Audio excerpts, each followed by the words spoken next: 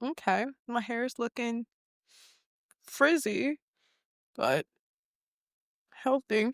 You can't you can't really help the frizz.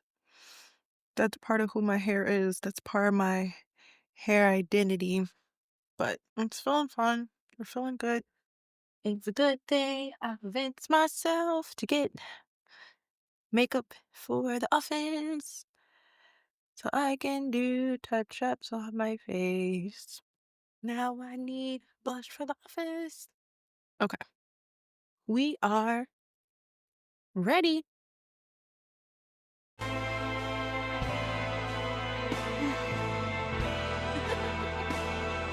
I'm dead.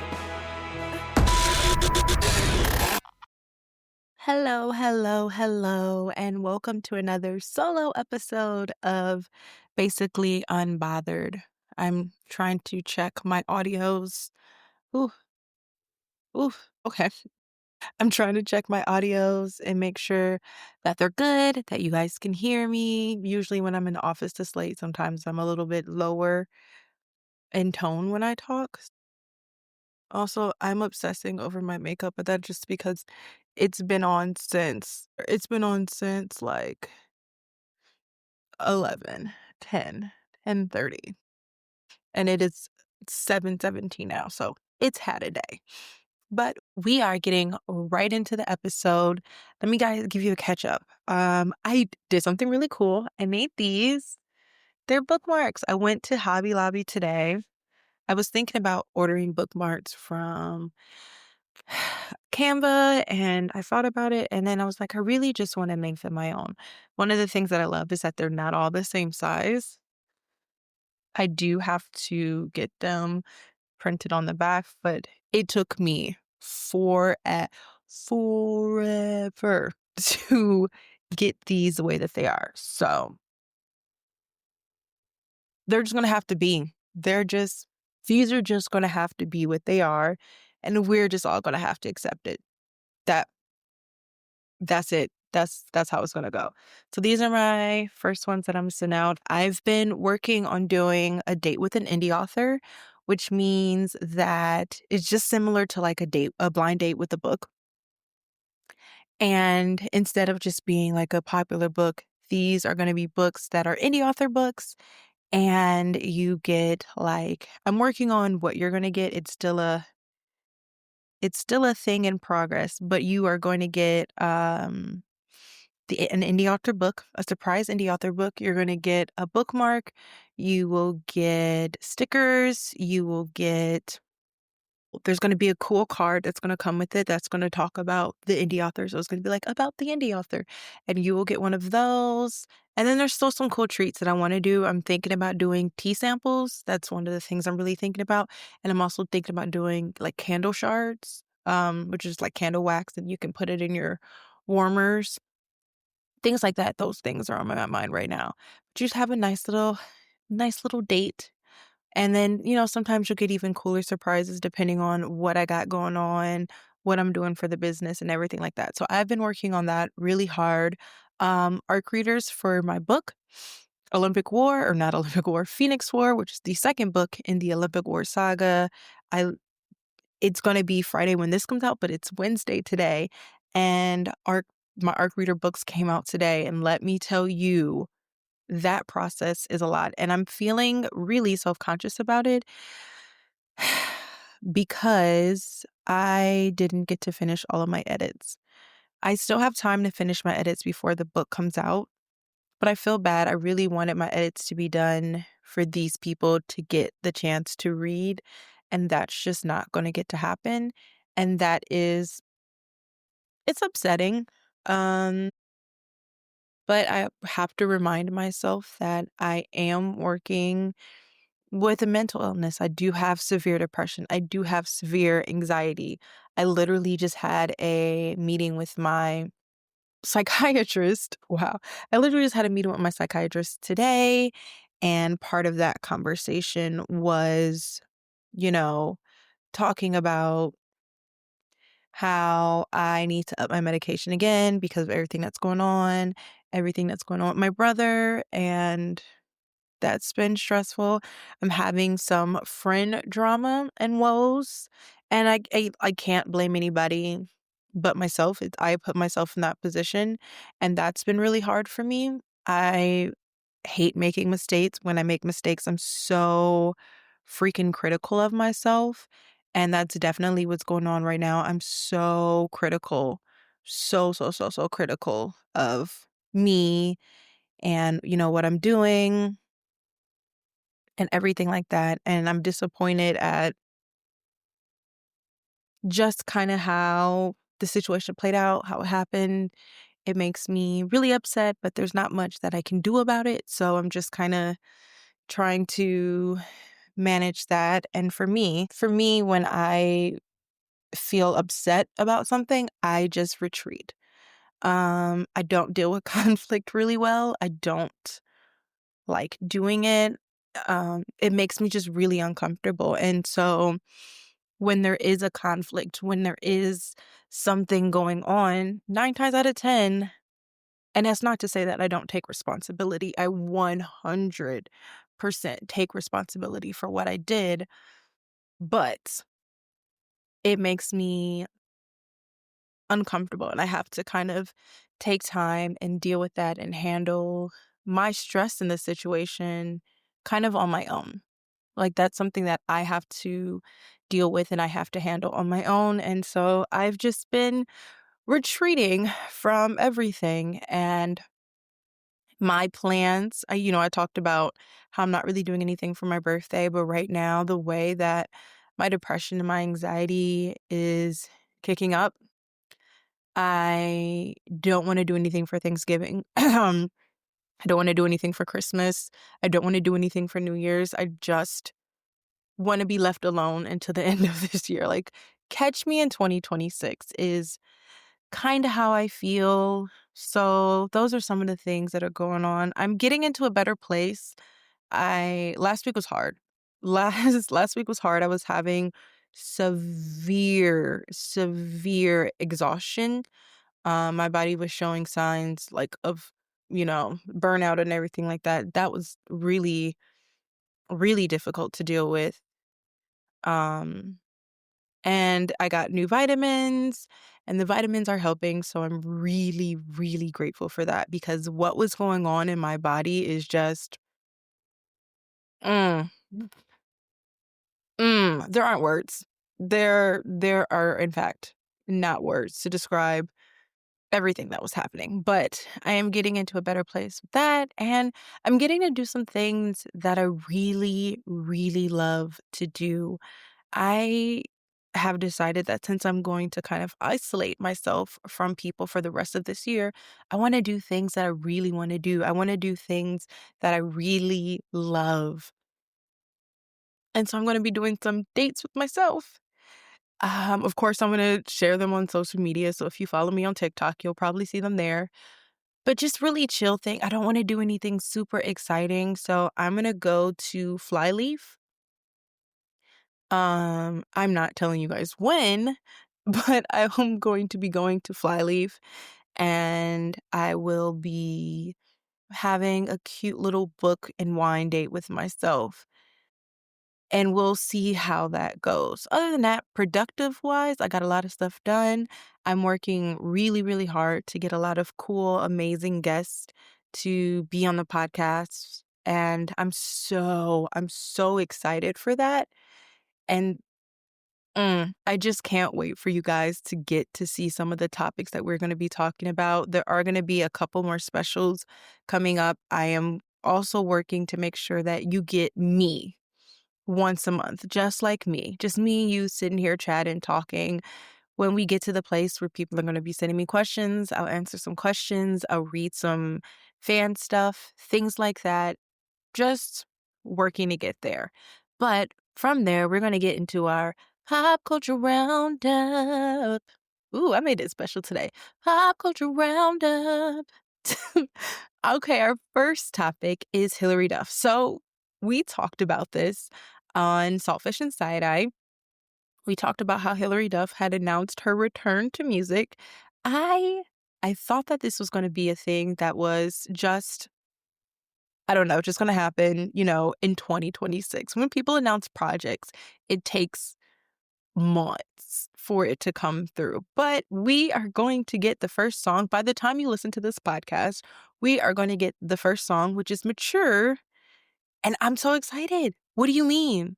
Like what do you mean? It's dropping. It dropped, I guess I should say, 'cause future. Um, November 6th, so it dropped Thursday, yesterday.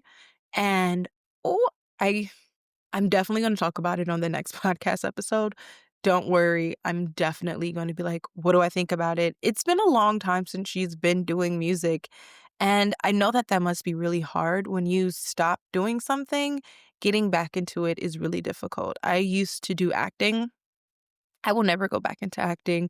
There was way back when they did Fuller House, they were talking about having Mary-Kate and Ashley on, and Mary-Kate and Ashley stated that they didn't wanna be on. They decided that they wanted to get back into acting. They didn't wanna get back into acting. It'd been so long, it'd been over a decade, they hadn't did it in a long time, and I can say I understand the same thing. I was in Mosaic Youth Theater when I was younger for acting, and then I stopped. And I tried a little bit of it in school when I was in California, and honestly, I couldn't do it, and now I definitely can't do it. Acting involves a level of commitment and abandonment of self, and I'm so self-conscious now that I don't think that I could do it. When I was younger, I didn't care about what people thought about me or how people saw me or anything like that, and that's completely different now. Now I do care. Now I care a lot, and it would take a lot of work for me to break out of that, and I probably could. I'm just not in a place to do it right now, and I think that that's the same thing about getting back into music. When you've been gone for so long, your voice changes from when you were 18, 19, 20 to when you're in your 30s. My voice changed. Like, my singing voice has changed.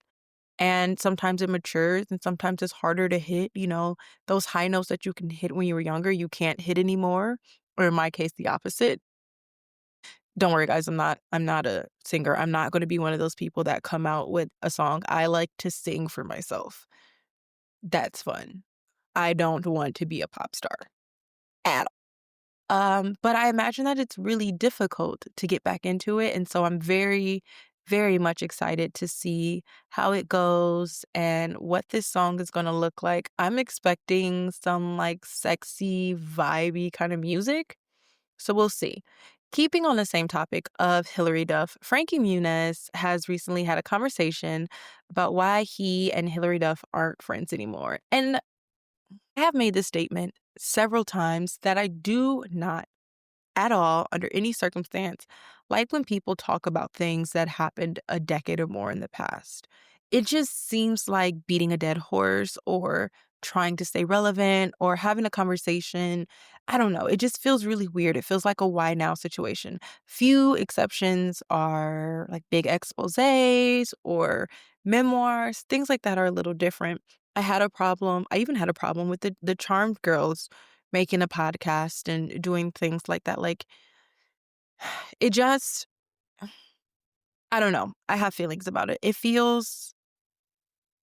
It's always questionable to me of why are we doing this now? Why is this coming up now? Why do we wanna make this a topic of discussion now? That's a me thing. I've said that so many times. It 100% is a me thing. That being said, Frankie Muniz comes out and he talks about how when they were on the set of Agent Cody Banks, which I completely forgot existed, he did the movie. Him and Hilary Duff apparently were really close before then, but when he did the movie, he never talked to her again. And so I read the article and it was frustrating. So basically, Hilary Duff's mom was in the trailer and she was talking to him about, projects that he has going on, and he had mentioned Agent Cody Banks, and she asked if they had a female star that was, you know, going to play his co-star. And he had mentioned someone, but he said he didn't know if it went through or if they're still looking for more people. And to his account, he said that the next day, Hilary Duff was cast as his co-star. And I don't know how much truth it is to it. These are child stars, and I don't know how the child star world works. I don't know how much pull she would have had, but he said that when he was around her mom, he felt really uncomfortable. And so basically he took it out on her. And I understand that he was younger and probably made mistakes, but that's Hollywood. Like, sweetheart, that is Hollywood. A lot of people get mad at me because I discuss my frustration about The Little Mermaid, because there were talks for months, maybe years, about Zendaya playing The Little Mermaid. From rumors and recalls and recants, or whatever the word is I'm looking for, it was said that they were negotiating a contract and in the process of just trying to figure it all out with her schedule and everything that was going on. And then one day, all of a sudden, and I kept up with the people that they were following, the people that were thinking about it, and out of the blue, they selected Hailey Bailey. And a source that I have that works in Hollywood told me that on the rumor reel, on the rumor mill, and this is coming from a credible source, Beyonce called and said if they wanted her to do all the things that she was going to be doing for Disney, then they had to cast Hailey Bailey as the Little Mermaid. I have no feelings about the Little Mermaid being Black. Obviously, have you looked at me? My biggest issue in that sense was that Bailey is a singer. She does have acting experience, but when you're getting into these Disney movie stuff, you need like a lot of theater experience. And I don't know whether she did or she didn't, but her singing type is different than you would use for musical theater. And to me, it's evident in the songs that she does sing on The Little Mermaid. She's a beautiful, amazing, very talented singer.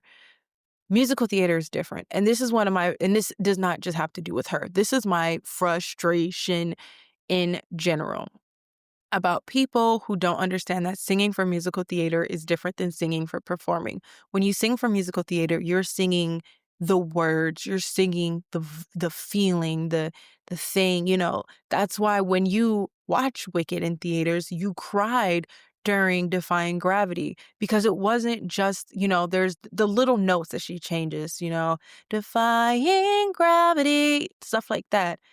That is about the emotion and the feeling. When you sing for musical theater, it is a different technique. It is a different type. And my frustration was that Chloe Bailey just wasn't that type of singer. That being said, I haven't seen the movie, but I understand the frustration behind it, but it happens. It happens all the time. It's Hollywood. To punish, apparently he and Hilary Duff were really good friends.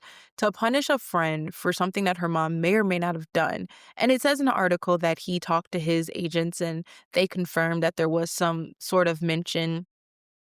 But I don't know. It's complicated. It's the reason why I'm not. First of all, let me back up. It's the reason why I have chosen not to get into the Hollywood sphere. I was originally a film major. I originally wanted to do editing and directing. And through classes that I had in California, I learned that that wasn't my space. That wasn't my speed. I did not need to be in that atmosphere because there are a lot of things that happen in the atmosphere that didn't align with me morally and I didn't want to deal with. But you have to understand that sometimes that is the name of the game. Sometimes it is about who you know. That's why one of the first directions that I got from one of my teachers was that it's all about who you know. It's all about who you know. He told us that we had to go lunch, and even though we didn't have the money, we had to save up the money to go lunch at these certain places in LA that we could run into these people to keep pushing it out, because it's all about who you know. And of course that's sad, but that's just how it goes. And so to punish a kid for something that her mom may have done, and her mom was probably doing it to push along her daughter's career. And I'm not gonna punish a mom for that. If you are working hard to get your daughter's career to where she wants it to be or where you hope it to be, I don't know. I don't know any of her relations to it. I just think it's very weird to come out literally right before she's about to drop her new song and make this statement. I used to love Frankie Muniz. We share a birthday, but I'm just gonna say it. Nobody fucking cares. Sorry, Frankie Muniz. We just don't. We just want the Hilary Duff song. We don't. I didn't even know that you guys stopped being friends. It never registered on my radar. I don't think a lot of people would have known unless you said it right now. So, whatever. Moving on, we have an announcement. I have an announcement. Ariana Grande is a brunette. I expected this to come, but I didn't expect it to come till after the Wicked for Good press tour ended. I thought she was going to stay blonde, at least till then, probably a little after that moment. And to see her brunette again felt good. I like her blonde. I do. I think it was perfect for Galinda, but I do feel like it washes her out, especially because she's been, not doing all the self-tanning and she's a little bit paler now and things like that. The brunette is nice. I am excited. I triple checked the photo. I triple checked this photo so many times to be like, is this fake? Is it not real? Did it really happen? I was so nervous that I was going to get excited about this. And I don't know what her hair color is going to be for the Meet the Fockers reboot that's happening. I think that there's another movie that she's supposed to be in, and I'm loving that she's in her acting era again. Going back to what we were saying about Hilary Duff originally and how it's really hard to get back into that space. I'm very, very, very happy that she is getting back into it. And I love that, when you have wounds, there was, what is her name? Francia? Francia Reyes, I think is her name. When you see her, she was talking about recently how she has a lot of trauma in dance, and so she avoided it at all costs, and now she's using dance to heal from that trauma. I imagine that being on the set of Victorious and everything that happened there was probably really traumatic for Ariana Grande. And I think it's really nice to see her get back into this because she did a couple of things. And when she did Scream Queens, I wasn't that interested in it. It wasn't my vibe. But I'm excited for her to be excited for a love that she had that started her path in all of this. And to be able to get back to it, that is pretty special and pretty amazing. And I feel like the brunette hair is just a way to bring it back all again. We love it. If you guys haven't checked it out, you have to see it. You're not going to get like a full thing. It's really just like a photo, a cute little photo, her holding her phone in the mirror and being like, she's back. So it's really cute. Check it out. Next, we are going to talk about Allsphere. I told you guys I was so excited for this. I watched the first episode, and here's my takes. Ooh, okay. Kim Kardashian as an actress. She was really dry in American Horror Story, and it worked because it was so kind of dramatic and everything. It was still a little awkward. You can tell she still feels a little awkward because your feelings, how you feel comes through. And I'm wondering if maybe it gets better throughout the series. Was beginning to watch episode 2, but I had to go to bed. Episode 1 is not good. It's not good. There are parts of it that are good. And honestly, it's not just Ariana Grande. A lot of it, I mean, wow. Honestly, it's not just Kim Kardashian. It's more than that. It's the tone. You know, it's produced by a male, but it's supposed to be a female feminist piece of art and commentary. And it just kind of misses the mark. You understand what they're trying to say and what they're trying to do, but it lacks the emotional depth. But it sorry, someone just slammed the trash can and it irked my soul. It lacks the emotional depth that you would expect from having conversations about women looking for divorce attorneys because their husbands, for some reason or another, are trying to skirt them out of it. It has so much potential. I wonder how much of the casting and the directing and the writer room is female. It's a female-driven show, but it doesn't feel like a female-driven show. Some of the dialogue is campy. The antagonist is really, really campy, and honestly, the script, the dialogue is really lacking and doesn't feel like very mature writing. It's weird, and I don't know if maybe I need to get used to it. I don't know if maybe that's the point. I saw someone who said that it's very dry, and it is. It is very dry. And Kim Kardashian's acting in it is also really, really dry. And I know that that was probably the note that was given to her, was to be a little bit more dry and to be a little bit, similar to her character. Because obviously, I don't know if you know this, but this whole thing came to be solely based off her character from American Horror Story. And so it's not my fave. I'm gonna keep watching it. I'll give you guys updates on it. Like I said, my notes is that it's just really problematic right now. It just doesn't have a good voice, doesn't have a good tone. It doesn't really feel like art done by women talking about women. It feels like the male perspective of women, and it's severely lacking. But I imagine that episode 1 is just a pilot, and episode 2 is going to be a little bit more in depth, and you'll get a little bit more in depth, and you will get more information, and really, really excited for that. But right now, I wouldn't even rank it as anything. It's not good at all. I will keep you guys updated if it gets better. Maybe it gets better over the season.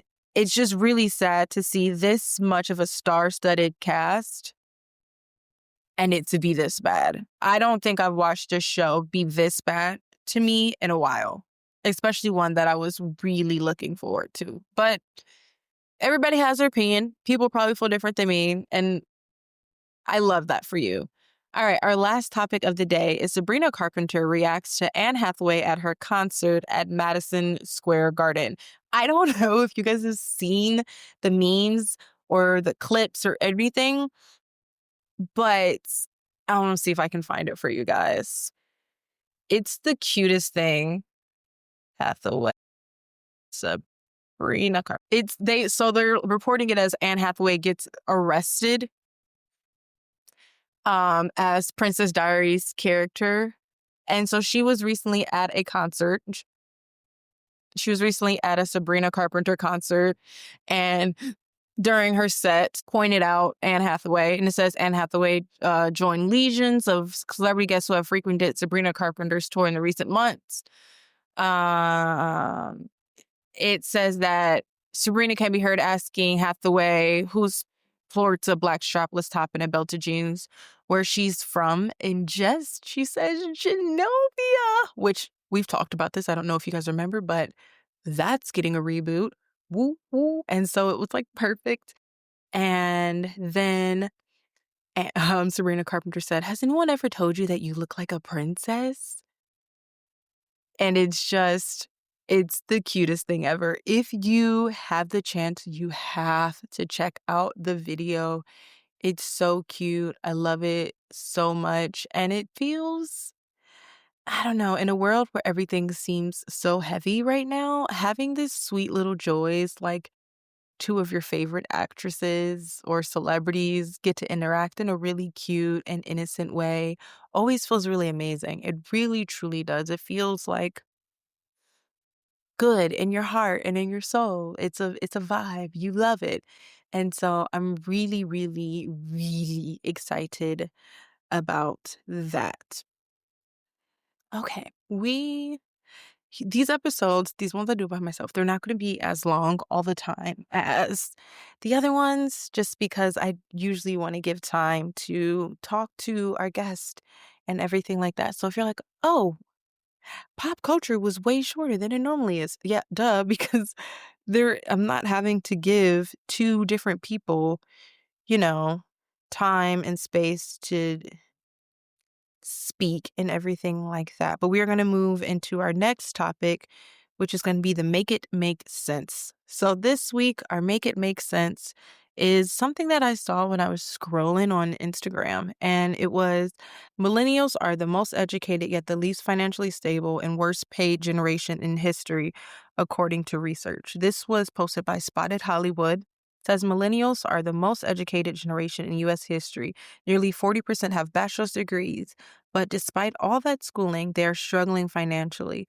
Compared to baby boomers at the same age, millennials earn about 20% less, even after adjusting for inflation. Back in 1989, boomers made around 51,000.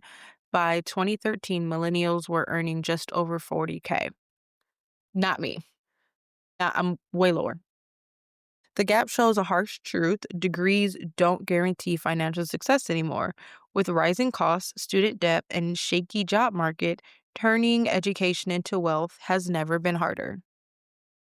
And obviously, we can see why it's on the make it make sense because make that make sense. I've talked about it so many times before how it's just really hard. We grew up in the generation, because I'm a millennial, we grew up in the generation where we talked about how important it was for an education. My parents drove that in. Even though I was more creative, it was still, it's super important for you to go to college. It's super important for you to get your degree. And now it really doesn't matter. I mean, I have an associate, so I don't have a bachelor's, but the job market is hard. Even basic beginner jobs, right? So we're just talking about things that are just starting off, nothing too crazy, entry level jobs.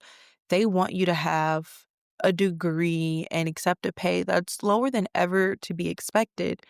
And it's not easy. It's a very complicated time. I've talked to so many friends who have lost their jobs and so many friends who are really struggling right now. I mean, I'm really struggling right now. I'm filing for bankruptcy. I'm working my butt off at the brewery, and then I'm working my butt off doing this and writing my books and producing other podcasts and running my business.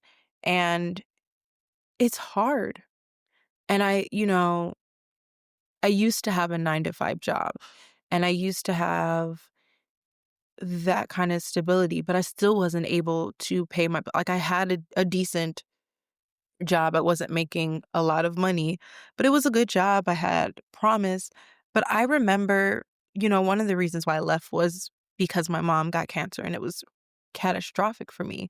But another reason was realizing that even though I had done tremendous work for the credit union that I worked at, it was never going to change. They were never going to promote. They were never going to pay more.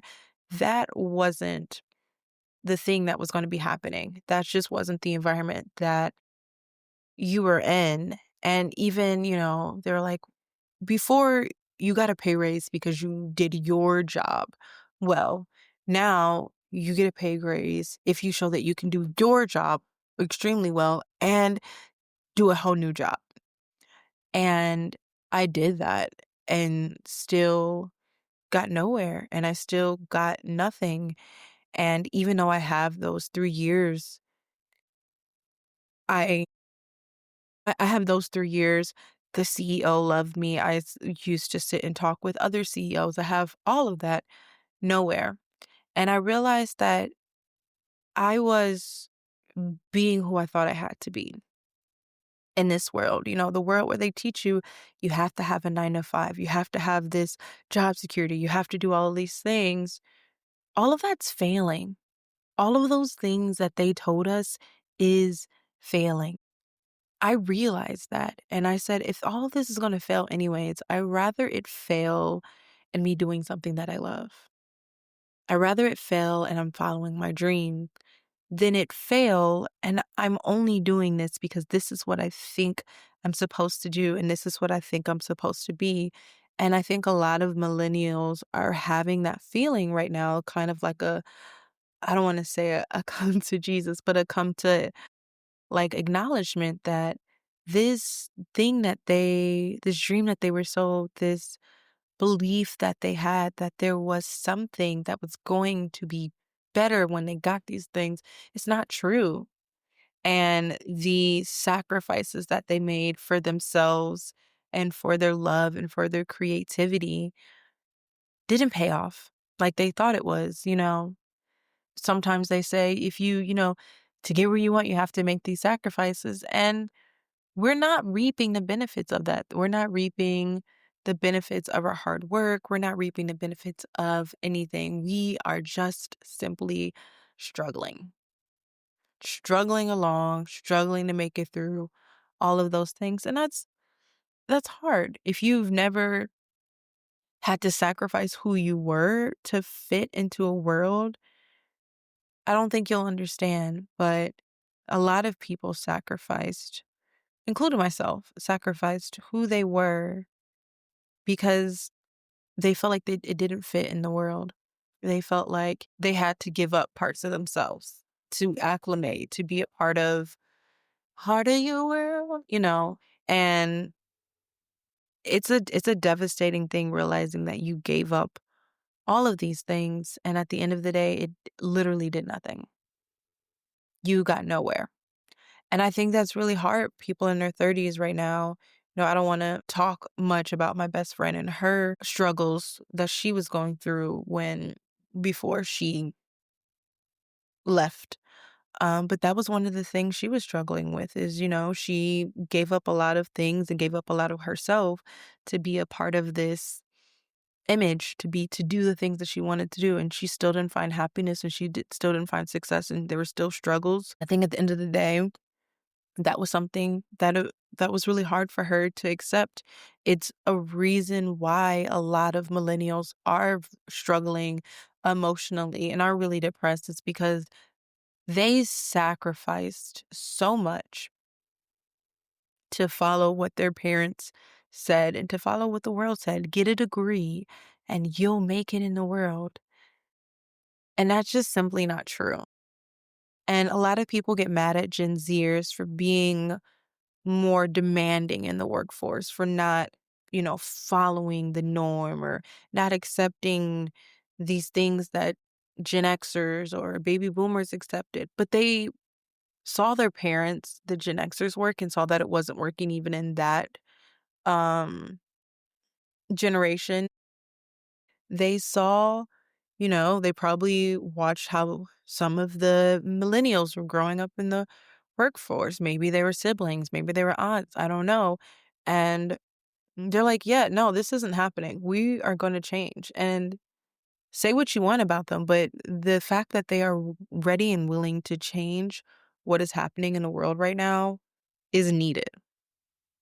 I was at book club and we were having the conversation about how change is inevitable. And the way that it's supposed to work is that eventually there's a change of guard, right? A different generation is going to control the workforce. That's just normal. And the thing that's happening right now are baby boomers don't want to step down. Baby boomers grew up and they're the reason why millennials thought get a good job and you get there. They grew up in that time frame and all they know what to do is work. And now when it's time to change the workforce, to change how it's operating, they don't want to advocate. They don't want to get up. They don't want to do what needs to be done for progress to keep happening. And so it's sad to see that there's so many people out there. My brother has a master's degree, and is still struggling to get a job. I know the same for a lot of people. There are some, it's just not easy out there. And the silly thing is that what's coming back into being popular again is trade. Trade jobs are becoming really, really popular again because guess what? That's something that we need. And tech, I know, is becoming really popular right now. It's a complicated existence. But to all my millennials who are out there struggling, hopefully it gets better soon. I know that we've, as a generation, had it really, really rough. But find your bliss, find your happiness, find your voice, and it's never too late. I always say that to people, even with me at the place where I'm filing my bankruptcy and everything is just kind of falling apart. It is literally never too late. I'm the person who did my nails. Shout out to Heather Baker. She, because they're gorge. But we were just having a conversation about that, and she's like, "If people can have a baby at 40, you can reinvent yourself at 30." So keep that one in mind. All right, we are finished with that, and our last topic today is about anxiety and depression. I've been speaking a lot about my journey with anxiety and with depression, and even right now, I am burnt out. I don't even know if yawn. I've been really struggling, and I've struggled for a really long time, and I wanna kinda really talk about it because I make little jokes and I talk about it, flippantly, but I wanna have a real conversation because I think that it's important, and obviously, I'm not a psychologist, I'm not a psychiatrist, I'm not a therapist. This is just coming from my experience and the experience of that I've shared with other people. The first time that I remember being anxious is when I was a kid. The first time I remember being depressed was when I was a kid. When I was, oh, I don't know, first grade, I think I wrote a story about wanting to run away. And that had, very little to do with it. It was a me thing. It was the beginning of the depression for me.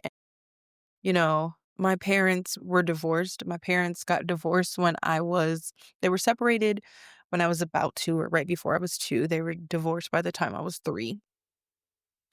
And that was a really hard thing for me. I didn't have a cookie cutter upbringing. I struggled. I did. It wasn't easy. It definitely wasn't easy. And um I didn't have words back then for what I was going through. I now can look back on it and know, especially with my anxiety. I used to play with my brother with our toys, and I remember that we would just play for hours, and I would get exhausted and overwhelmed, and I didn't know how to communicate that, and it would result in very angry outbursts and, like, this continued build up feeling in my chest until I exploded. And we used to have a word for it. I don't even remember what it is, but that was, like, how I knew when that feeling started, and I started to feel so overwhelmed that I was angry, and I started making all the toys fight with each other. That's how we knew that Tiffany was having a time, and it needed to be time for it to end. And those are the moments that I can look back and feel anxious about, and it lasted. I started having insomnia when I was really little. I started, the first moment I was in elementary school that I can remember experiencing insomnia, and I've had it ever since. I still struggle to get to sleep. I still struggle with doing all of those things. In fact, right now I am on medication to help me sleep because even when I get to sleep, I'm waking up multiple times in the night. It's really hard for me not only to get to sleep, but to stay asleep. My mom used to my mom used to let me watch TV, and there's a reason, and I'm not really comfortable talking about that. One day I will be. One day I will be ready to talk about some of the really traumatic things that happened in my life and in my childhood specifically that have affected me so much that I've am in this place. And I want to say that for a lot of people, it does come from a lot of childhood stuff, and people don't realize that, or people don't think how much your childhood plays into your mental and emotional stability as an adult. How much of your childhood affects who you become as an adult. What you see you mirror, or what you see you internalize. And for me, a lot of things I internalized, and that has unfortunately created some actions that I struggle with. That's one of the reasons why I'm in therapy.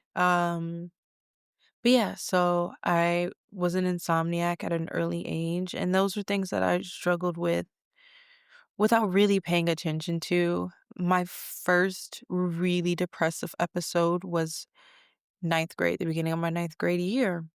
And the change from middle school to ninth grade was difficult. Most of my friends didn't go to the school with me.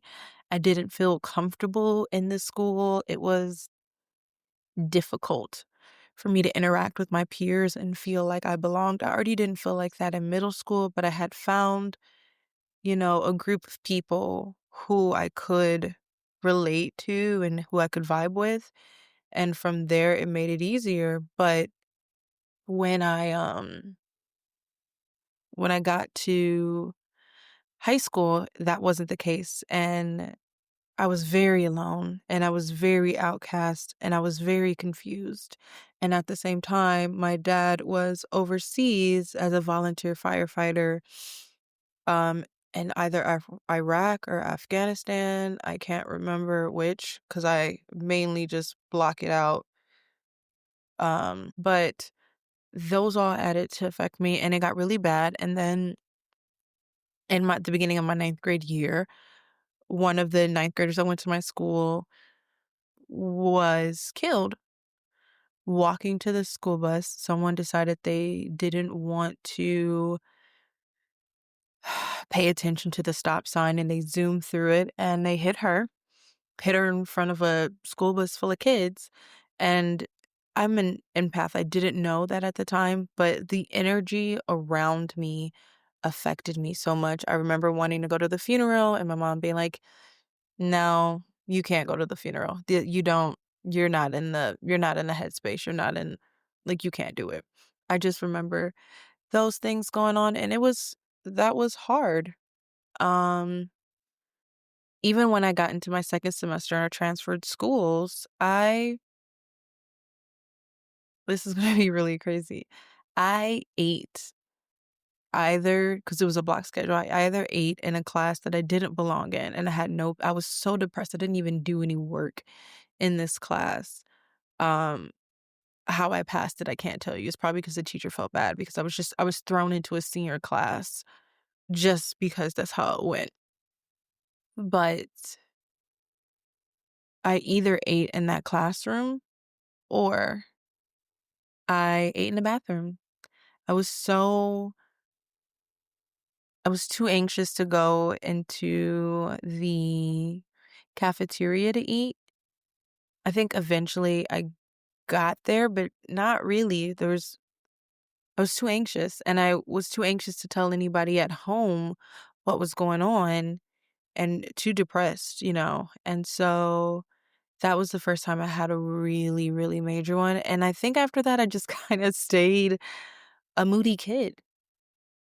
And I struggled. I didn't have therapy. I didn't know how to process all of the things that were going on and all of the things that had happened to me in my childhood. I just didn't know. And that translated to my teenage years and even into my first really big relationship. There were times where I would just do or say stupid things because I was so damaged. And I didn't know even when I had my depressive episode, I could feel it. I could know what was going on.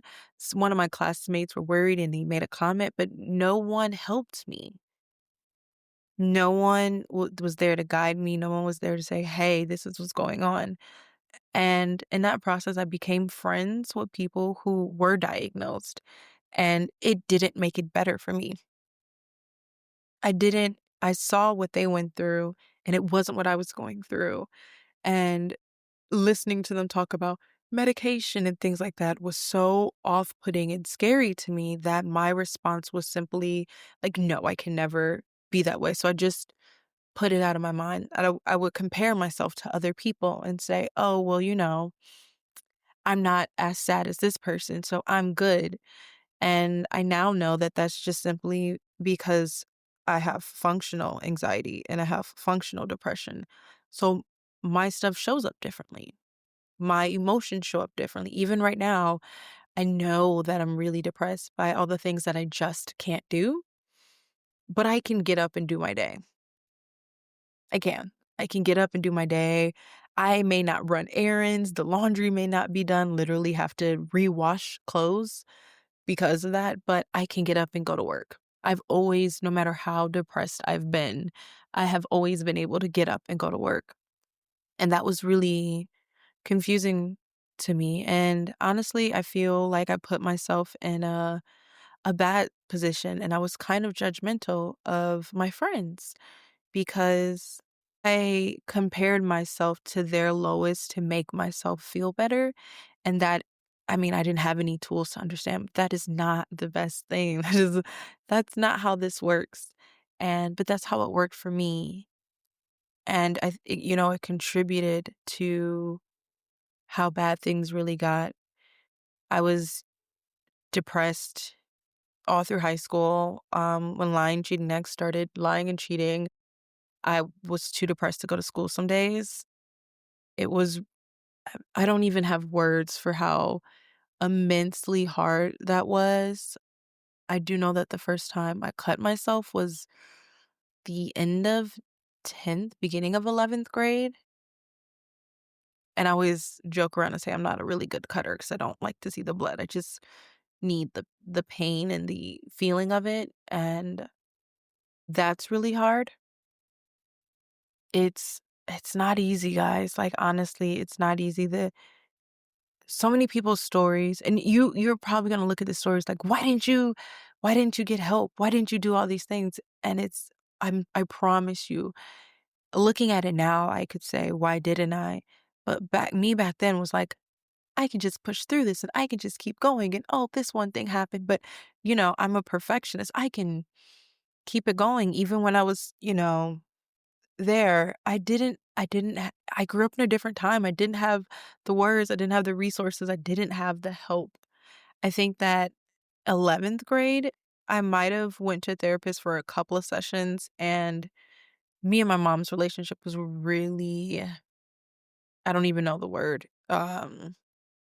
We struggled a lot. I ran away from home twice. I was back and forth between my mom and my dad and my mom and my dad all junior and senior year.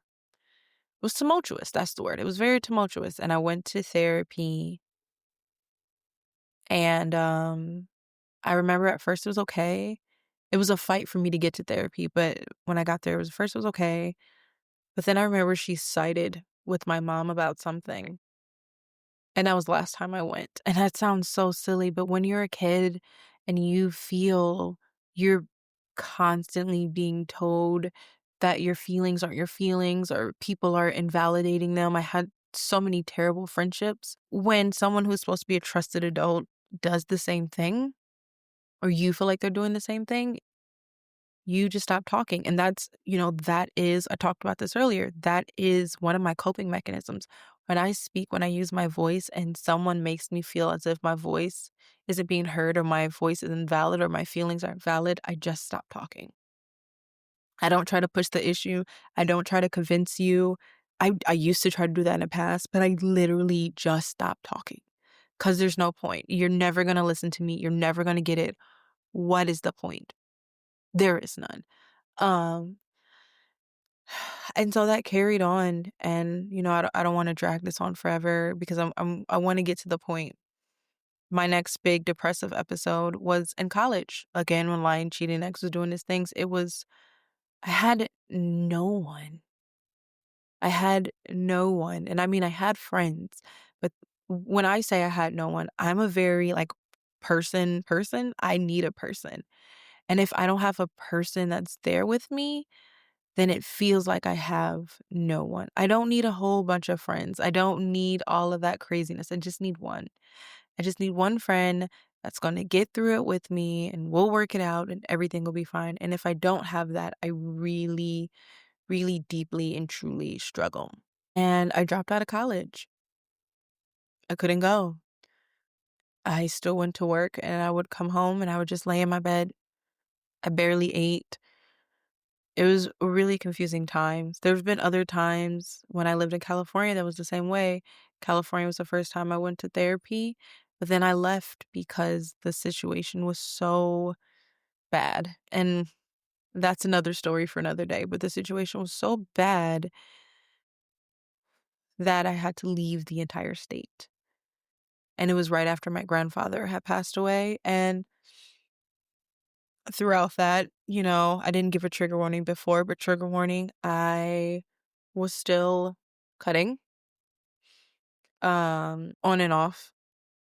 A lot of people didn't know. I used to lie and say, "Oh, these are just scratches. Oh, I was walking through the woods," and because I loved walking through the woods when I was younger. I was just walking through the woods and these branches scratched my arm. And I'm accident prone, so a lot of people believe that, and I think a lot of people wanted to believe that because the person that I am in life is the person maybe that doesn't have it all together, but that is there for everybody else. And a lot of people get to fall apart, and I don't really get to. So even when I was in college and I was having those feelings, if someone called, I would pretend I was okay. Like, "Oh, I'm fine. Look, I can talk. Tell me what's going on." And I'm still to this day, "Oh, I'm okay. Tell me what's going on. Let me know." And I truly mean that. Sometimes for me, other people's emotions and helping other people can help distract me for what I'm going through. But my journey was really long, and I trigger warning again, I had suicidal ideations for a really long time.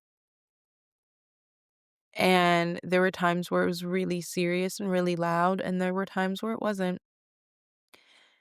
And I just always felt like I wasn't as bad as everybody else.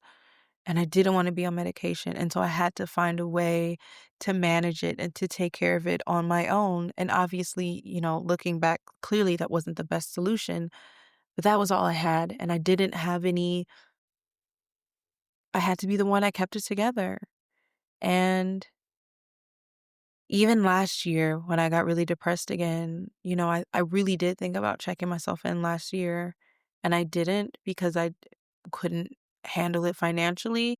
And so I created a plan where I basically created a treatment center in my house, and I could only do these certain things. I limited my social media. There were so many things that I just couldn't do.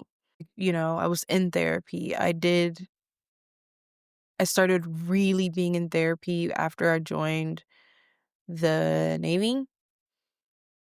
And then from there on, it was on and off, but like seriously, like, actually being in it. And it's helped so much. I really want to emphasize that it may seem like I'm fucked up, but I'm way less fucked up than I used to be. And I hope the people who are listening to this who know me can hear that and know that, who I was before. I struggled so much more than w- where I'm at now. That being said, you know, I just basically went through a timeline of all of my struggles and everything that I went through. And all of those times I never got serious help. All of those times I tried to keep it in and keep it together and pretend like I was okay. And that never worked. Never, ever, never, not once did that work. Never. And, this last time, losing my best friend and everything else that happened, all of those things just compounded on me. Things that I thought I was beating, I wasn't really beating. They were just adding up slowly. Slowly, slowly, very slowly adding up. And until it still broke me, until it still devastated me. And I don't know. It was reaching the point where I had to check myself in was hard.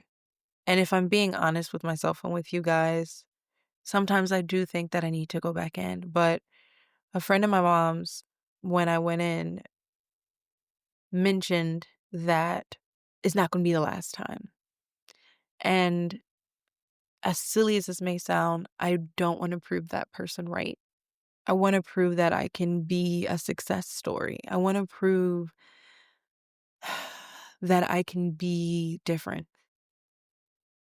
And that sucks because clearly that's still my trauma happening over and over and over and over again, and I'm not healing from it. And it's gonna take time. Um, when I checked myself in, I was forced, not forced, but recommended medication. And I decided that after, 28 or so years of struggling, that it was probably time. And that has not been easy either. Easy either. There are struggles. There was when I first got on, I'm on Lexapro. When I first got on Lexapro, it was, you know, I don't know how to explain it. When I first got on, I had an adjustment period. My emotions were all over the place and my anxiety was crazy and it was a really big struggle. And when then my dose got up and then I felt good for a second and then everything else happened and then I felt where I am now and my dose just got upped. And it's hard. Depression and anxiety is a little bit more visible, but still those are silent killers. Those are things that people don't really see. They're things that people don't really notice, and they're just as painful as any other accident, any other illness, but people can't see it and they don't treat it as if it is. And because they don't, you struggle. You struggle all the time. Like, you struggle to feel like your problems are real. You struggle to feel seen. You struggle to feel heard. You struggle to fight for people to treat what you're going through serious and not just be like, oh, you're just sad, get over it, or it's just anxious. Like I had a coworker who was like, you're just being anxious. You just need to walk up and do it. I was like, it's not that easy. It's just not. It's not that easy to walk up to someone and face my anxiety. That takes a lot of work. And sometimes trying to do that actually makes it worse. Actually gives me a panic attack. Actually gives me an anxiety attack. I had a attack a couple days ago because of a conflict. And it's no one's fault. It's my fault. I take fully responsibility of this. But I had a panic attack for an hour and I was on the floor, balled into the fetal position for an hour. No one wants to do that. No one wants to struggle with that. No one wants to have to deal with that. But it still happens. And there's really, truly nothing you can do about it. You lose control of your body. And honestly, sometimes you lose control of your mind. You have these intrusive thoughts that tell you that you're not good enough and, life would be better if you just weren't here and your family would be better if it was just, that if you didn't exist. Those things happen. They happen to me all the time in my head, all the time. I literally have to be like, shut up. That's not true. Don't say that to me because that's what's going on. I'm fighting being worried and I'm fighting being sad constantly. And the toll it takes on your body, oh my gosh.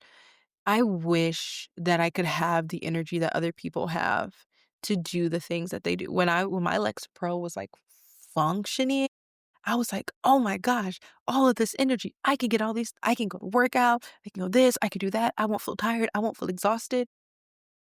You don't have that when you have depression. You don't have that when you're feeling anxious all the time. You're exhausted all the time because all the time your body is in overdrive. It's as if you are just running a marathon all the time and you never get to stop.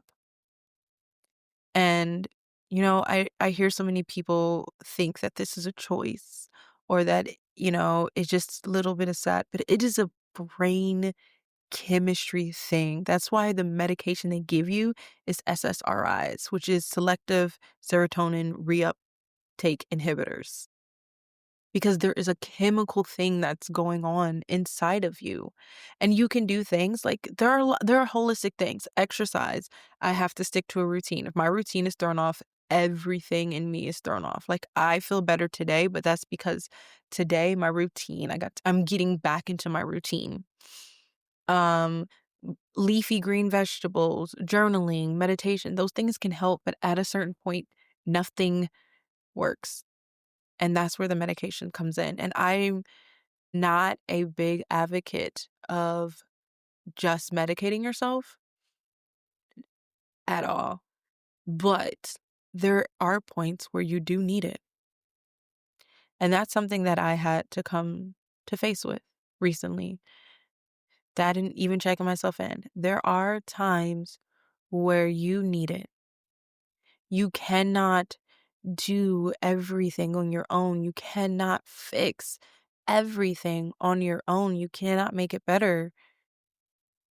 And sometimes you're in such a terrible place that it just will never get better without the help.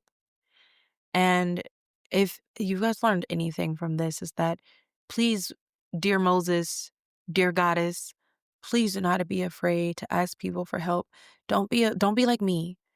Don't be so self-conscious of how people are going to think about you, or how people are going to perceive you, or what your family's going to think, or everything like that, that you suffer for as long as I suffered. I suffered for a really long time, a really, really long time.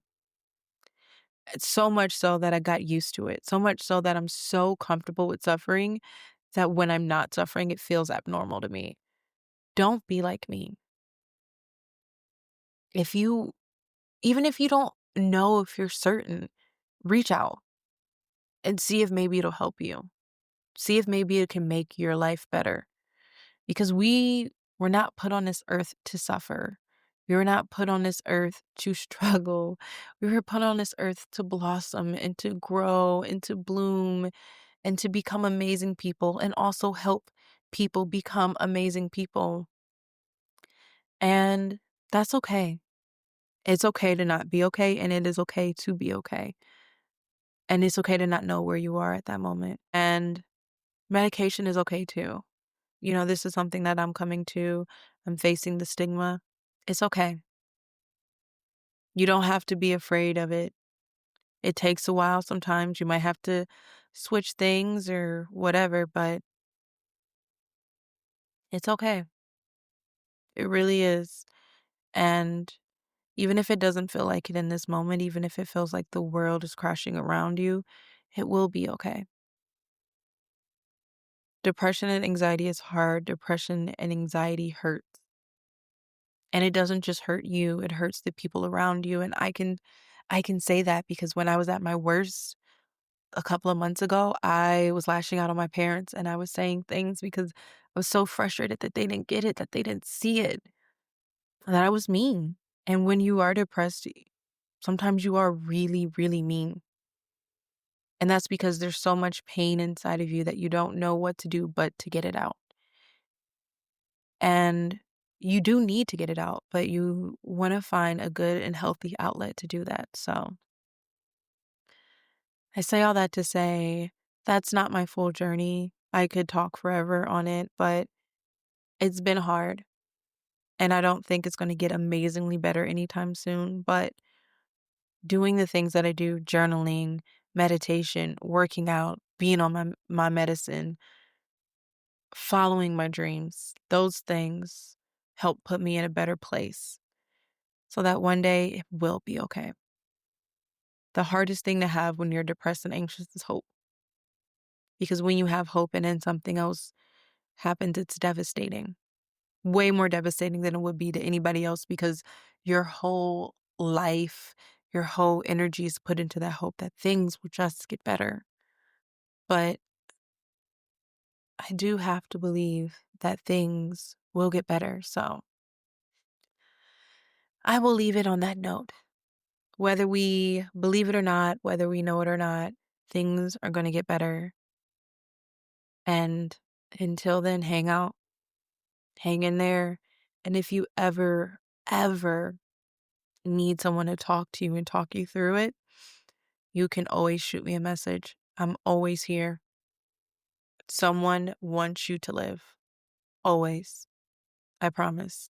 Thank you guys for listening. Talk to you next time. Pure Tifa Podcast.